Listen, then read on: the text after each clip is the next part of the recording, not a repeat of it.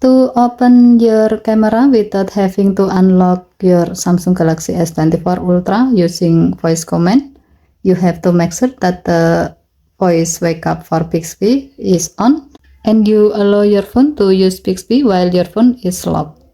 To do so, swipe down the top of the screen and then tap setting icon. Scroll down the screen to find advanced features.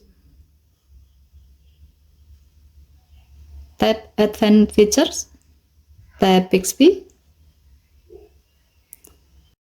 tap voice wake up, and then make sure that this voice wake up is on. If it's still off, you can tap the gray on off switch until the switch turns blue to turn it on. Tap the back key and then make sure that the use while lock option is on. If this option is still off, you can tap the gray on off switch next to this option until the switch turns blue to turn it on. With this setting, now you can open your camera while your phone is locked with Bixby voice command. Go to your lock screen.